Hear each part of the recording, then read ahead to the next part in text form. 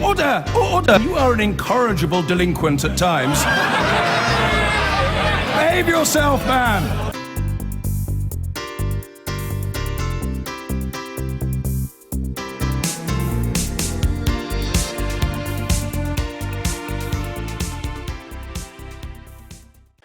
When the sun set in Syria this evening, just a couple of hours ago, it was a moment of hope for a country desperately short of it. At that moment, what's planned to be a week-long ceasefire got underway. If it holds, and it's a big if, much-needed aid will finally get in for tens of thousands of civilians. It is only a limited truce, with Russia and the United States still planning to bomb Islamic State and other extremists. And opposition groups fear it will only help President Assad, as our international affairs editor Raghi Omar reports. Even in the hours before the ceasefire came into effect, it was war as usual in Syria, with heavy bombardments by government planes on Aleppo. The Syrian regime intent on pressing their advantage to the last minute in a city which has been besieged by them and starved for months.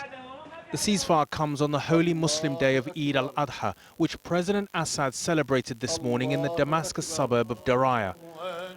Only a week ago, he would have been dead if he'd set foot in this neighborhood. It was a stronghold of militant groups opposed to him. But now, after ferocious fighting and bombardment, it is in his firm grip. By coming here, he said, we want to send a message that the Syrian government is determined to recover every area from terrorists. His swagger and confidence reflected the sense within the regime that the momentum is with them. Little wonder rebel groups fear this latest ceasefire, however temporary, will only help him and his regime.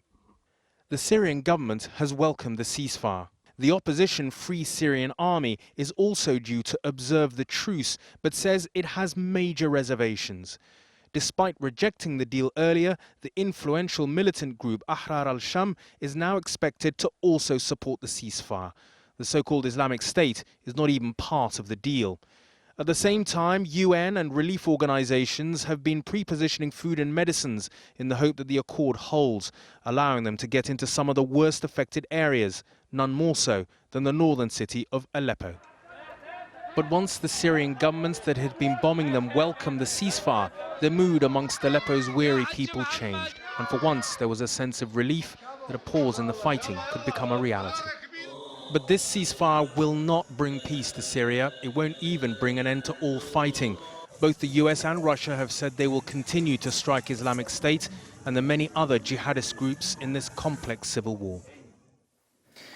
Raghi, many ceasefires have come and gone, haven't they? What chance, if any, does this one have of being more successful than the others? Very, very slight, I think, and that's putting it rather mildly. I think that this was negotiated essentially between Russia and the United States. There were no Syrian participation in it. Those groups that have gone along with it have done so incredibly reluctantly, calling it half a solution because they fear that it will just help President Assad. What it will do is it will give aid agencies a sense in which they will be able to get humanitarian aid into Aleppo and other areas. But the fact is that, as we've been saying, numerous times on this program, that the forces in Syria have not exhausted themselves. There are still people who feel they want to fight on. President Assad today himself was saying he wants to take back every inch of territory from terrorists. So I think it's a brief pause, but nothing more than that. Raghi, thank you. To Syria now, a ceasefire has begun, with the army promising it will be applied across the country for 7 days. President Bashar al-Assad vowed to take back control of the whole country as he celebrated the Muslim holiday of Eid. He's in Daraya, now back under regime control. So far, rebel groups have agreed to stick with the truce. Our Foreign Affairs correspondent Jonathan Rugman is with me. Too early to say whether it's holding? It isn't holding. It does have the heft of the Russians and the Americans behind it, which should bode well, but the situation on the ground is so complicated. We're already hearing of multiple violations, including a helicopter dropping canisters over rebel-held Aleppo, 4 Syrian government soldiers reported killed in Daraa in the south. I think the issue for Aleppo is whether 30 aid trucks, now on the Turkish side of the border, will be allowed to get through to rebel-held areas of the city. The Russians say they can go ahead. We'll have to see what happens there. But President Assad didn't even talk about a ceasefire today. He's still talking about wiping out all terrorist groups. And I think the problem will be getting all the rebels to agree to it and getting the Syrian government not to respond to any violations. Jonathan Rugman.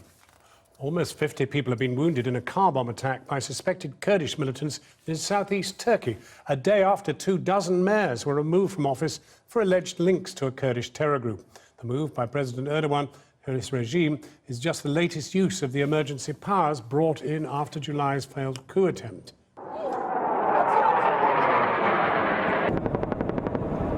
They bombed parliament with F-16s.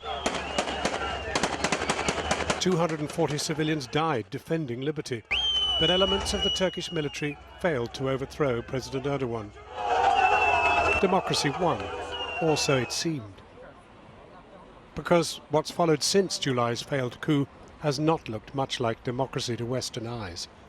But in the last 2 months, more than 80,000 people have been arrested, sacked or suspended, all enacted under a state of emergency that Erdogan declared.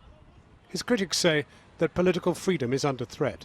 Many journalists say they've been treated as the enemy within and falsely accused of sympathizing with the US-based cleric Fethullah Gulen, accused by Erdogan of orchestrating the coup. And yet, for a so-called autocrat, Erdogan remains hugely popular after his more secular predecessors left many Turks feeling largely ignored. Well, earlier I spoke with the award-winning author and journalist Ece Temukuran, who once fired for criticising the Turkish government. And I began by asking her, what's it like being a writer in Turkey today? Exhausting. I'm not being a writer only, but living a normal life is quite exhausting. We have been subjected to traumas constantly for the last few years, especially. So living that is already very tiring, but writing about it is even more so, I guess. Sense of why it's hard? Because you don't know whether what you're going to say is going to have you locked up or what? Pretty much so. And then it's not only the oppression from the government, but also the society has changed in the last decade. So people like me wouldn't be considered as the first-class citizens of this new regime, this new Turkey, as they call it. So we are kind of remnants of the old regime where secular Turkey was the big plan. But the new Turkey is an Islamic Turkey. I think like people are, focusing on this Islamic side a lot. I know that, and I've been, criticizing the creeping conservatism and so on and so forth. But I guess the most important thing here is not being Islamist, is not being conservative. It is more like being obedient. I try to tell it in the book as well, because there are those people who are Islamists, who are Muslims, who are practicing Muslims. There are people who are conservatives, but they are not, dancing to the tune of the political power. So what are we left with? We're left with a polarized society, pretty much so. And, and the polars of this society is not only hating each other, but also I think they are disgusted by each other now. AKP supporters and the others. I mean, the society is pretty much split like this, and I think we moved from hatred to disgust even. They don't want to see each other, they don't want to live with each other. But by saying that, I might be committing a crime, complaining about my country, so I'm not really comfortable talking about that. No, but, the main, emotion people like me are having is they are not really wanted in this new project, which is called New Turkey. But Erdogan himself is more popular today than he's ever been. But you could argue that actually Erdogan is exactly what Turkish people want, a democratically elected tough guy. Oh, yeah. I mean, speaking of that, I think it's a trend in the planet, not only in Turkey. And, we have Putin, we have Trump, we have, I don't know, you have Boris Johnson. Yeah. And so on and so forth, No, this is a trend. This is a new trend. They call orderism, I think, and it's getting along. I think we are going through a big crisis of democracy, and maybe Turkey is a good case to represent. It's a symbol. It might be becoming the symbol of that crisis. The Turkish author Ece Temilkaran talking to me earlier. Just before the ceasefire in Syria, which started 6 hours ago, President Assad vowed to take back the whole of Syria from rebel groups in an interview broadcast on state media. The 7-day ceasefire includes improved humanitarian access and plans for joint US-Russian targeting of hardline extremists. But a potential pitfall is how to separate nationalist rebels from jihadists, especially the grouping formerly known as the Nusra Front, which has been playing a vital role in the battle for Aleppo. Our reporter Secunda Kamani has had an exclusive interview with a representative of the jihadi group. Here's his report. On the Muslim festival of sacrifice, more bloodshed as regime planes bombed rebel-held Aleppo ahead of the ceasefire coming into effect. The deal is meant to bring a week of peace, allowing humanitarian aid into besieged areas. It's no long-term solution though. Assad today performed triumphal Eid prayers in a district newly captured from rebels and vowed to take the entire country. Opposition representatives haven't formally signed the deal, and many in rebel areas, whilst glad of any pause in fighting, are sceptical. One of the key elements in the deal is that if the ceasefire holds for a week, instead of Assad's air force, America and Russia will set up a joint command, they say, to target ISIS and the jihadist group Jabhat Fatah al-Sham, or JFS. JFS were until recently called Jabhat al-Nusra and were al-Qaeda's affiliate in Syria. JFS, though, officially severed ties with al-Qaeda. Unlike ISIS, they've fought alongside mainstream rebel groups and have been key in breaking the regime's siege of Aleppo. A JFS spokesman answered questions I emailed to him about the plans to target them. The question is, where do they think JFS exists? They're not on another planet. They are part of the Syrian society. It's not uncommon to have one family with members from several groups living in the same house. They go fight and they come back to their houses with their families, with civilians. JFS is deeply embedded in society and cannot be singled out in any way.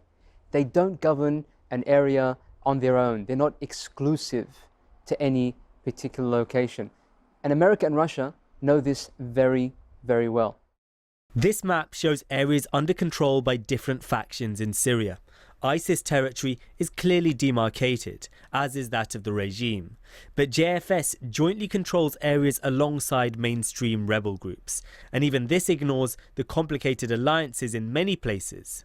It seems the US is trying to split the other rebels away from JFS, but they're seen as a powerful ally. It's seen as a Syrian movement, it's seen as standing up for Syrians and fighting the regime. They're an effective fighting force, particularly in recent offensives in Aleppo. And so it makes no sense to peel away from them, because actually what you're doing is weakening your own position by doing that. And in some ways, I think actually some of these Syrian rebel groups could see this as a divide and rule tactic by the great powers and completely ignore it.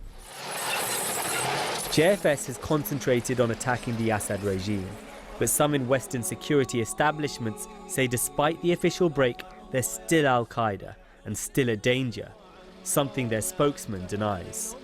We've been extremely clear about our split, but I'll say it again, JFS is not an affiliate of al-Qaeda.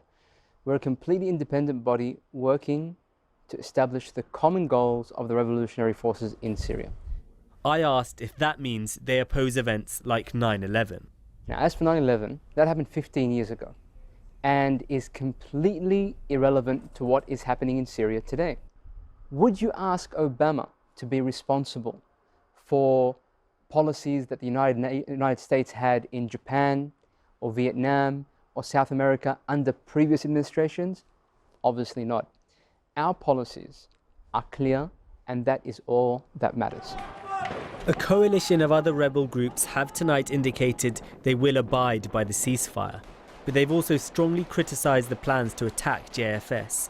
This could be one of the key flaws that leads to the ceasefire's downfall. JFS was not established to fight anyone except the Assad regime and whoever allies with him. Who are the terrorists? Hezbollah and the PKK, both terrorist organizations according to the US. and they're actively and openly fighting in Syria. Why are they not targeted? For now, the ceasefire appears to be holding, but for many in cities like Aleppo, a temporary peace is not enough.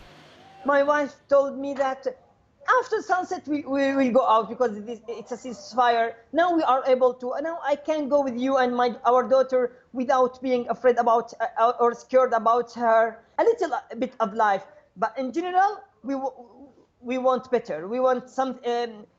What we want, it's a freedom, okay, to remove Assad. Families tonight have some respite from the bombs, but for how long?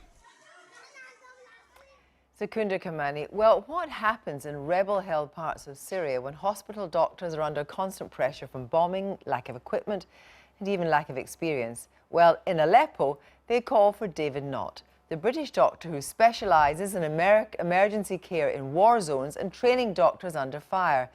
This week, however, Dr. Knott lent a hand remotely, advising in an operation via Skype. John Sweeney was there as Dr. Knott oversaw the reconstruction of a man's jaw after an attack. Underground and under siege, a rare glimpse into an operating theatre in Aleppo. Hollywood doesn't do the reality of war, so this is what it looks like when a man has his jaw blown off. In rebel-held Syria, being a doctor is a dangerous game. 754 doctors have been actively killed in the north of Syria since the conflict started in 2011. And it's suggested that being a medic or even a patient in a hospital is probably the worst place you possibly can be in, because hospitals are targeted constantly, doctors are targeted constantly. Mohammed, a shopkeeper, was hit, they say, by a Russian bomb, which also killed 2 of his friends. They've never done a jaw reconstruction before, but if they don't, the chances for this father of 3 are slim. David Knott is a London surgeon who went to Aleppo 2 years ago to train surgeons. Now his former students have asked him to direct the jaw operation via Skype and WhatsApp. How exciting is this? For me, this is one of the most exciting things I think I've ever done.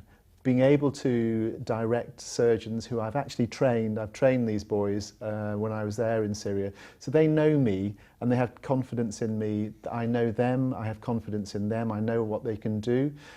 So between the 2 of us, we can do this operation.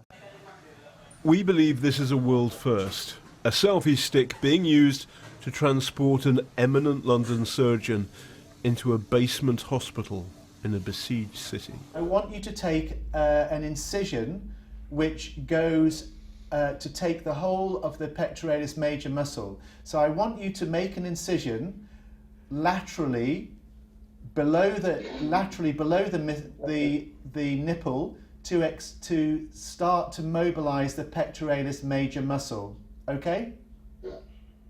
Doctor, actually, what about the medial to the nipple? And I make 2 flaps and mobilize the pectoralis major. Okay, that is absolutely fine. Challenge here is that the doctors in Syria are young and enthusiastic, but they're inexperienced. David Knott, a London surgeon, he knows what he's doing, and the 2 sets of doctors are connecting through the very latest in our amazing digital technology. But of course, the batteries go down, the line drops out. It's difficult, but nevertheless, the 2 sets of doctors are breaking the siege of Aleppo. There is a small problem here. Okay. We can't put just 2 screws from each side. The doctors solved their problem. Then David explained to me the complexity of the operation. This is the pectoralis major muscle. Yeah. And this is the muscle which has an artery comes off just below the collarbone there. Yeah. So we've preserved that artery to this muscle. We've now put an area of skin on here as well. So we're going to move that right up into the man's jaw, and we're going to put it underneath the metal plate, and then the skin goes over the top. So the skin will come here, and the muscle will cover the plate. So you won't know when you look at him, but he's got a plate in his mouth. Correct. You've done a wonderful job today. Thanks, y'all. How good has Dr. Knott been in terms of helping you do this operation?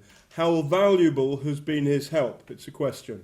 We are very thankful for Dr. Knott because it is a very difficult and complex operation. We can't do it alone. We need some help. And the patient, because we are be safe, the patient can't go outside of Aleppo. We must do it here. This was never about just saving the life of one man. Now that the doctors in Aleppo know the technique, they can operate on other patients. But it's also about reminding them and their patients that the world has not quite forgotten Aleppo. An extraordinary story of medicine under fire. Well, joining me now from Washington, D.C. is Farah Al-Attasi, a spokeswoman for the Syrian Opposition High Negotiations Committee. Good evening to you. Good evening. Can we just very first talk about what you make of the ceasefire? Do you think the deal is a good one? First of all, the HNC did not receive an official copy of the U.S.-Russian agreement yet. So we cannot really comment on it on an official way. We need a copy of this agreement so we can analyze it. We can discuss any defaults in terms of enforcement measurements. And then we can give an official statements and response about how do we view this agreement. However, from previous agreements between the Russian and the American, the HNC and other Syrian opposition group respond positively towards any international efforts that will really halt violence in Syria, specifically putting pressure on the Assad regime and his allies in stopping the bombardment and airstrikes against civilian targets, including the Russian themselves. So if this agreement really enforced fully by the regime, absolutely we welcome it. And we saw, you probably didn't see, but we saw images of children out playing on swings in Aleppo tonight, just the very instantaneously different feeling that they have, albeit that might only be one for 7 days. And I wonder what you think will be the progress of this. I mean, what do you think the Russians' intention is? As I said, from previous experience of prior agreements between the Russians and the Americans, it was the Russians who breached the agreements that they made themselves. Even the day after the agreement was announced, the Russian conducted an airstrikes on the suburb of Idlib, and we have around 15 Syrian civilians who were killed in that airstrikes by the Russians themselves. So I said it's premature really to assess how this agreement will be workable on the ground. We hope it will be workable on the ground. We pray it will be workable on the ground. Even Secretary Kerry today, he raised some suspicions and he said, you know, it might not work well, but we have to wait. It just started, and I said we need to see how the regime will abide with this agreement. The armed forces, they always welcomed the channel of the humanitarian aid, and they said they are ready to protect the channel of the humanitarian aid, and they will reflect positively towards this. Earlier in the programme, we had a representative of the former Nusra Front, JFS, on the programme saying that actually, because they were very much in the forefront in the battle for Aleppo, and they are, as it were, embedded in different neighbourhoods and so forth, that the idea of separating them out as a legitimate target as opposed to moderate opposition is impossible. What do you say to that? I'm not a military expert. I can comment on political issues. However, geographically and strategically, that statement is true and realistic, because it's so hard to really isolate the civilians places, because a lot of these places and areas are besieged by the Syrian regime and Iranian militia. So you cannot really recognize the Free Syrian Army from other armed, maybe fanatic groups. So somehow it's intertwined, and that's why we read today a statement by most of the military armed groups on the ground. In Article number 8, they are saying clearly that the agreement exclude Fatah al-Sham and some other forces from the agreement. However, they did not talk about other militia fighting beside the regime, like Hezbollah, like Abu al-Fadl al-Abbas, like the Iranian Revolutionary Guard. I mean, all of these forces are on the ground and all of them intertwined. Thank you very much for joining us tonight.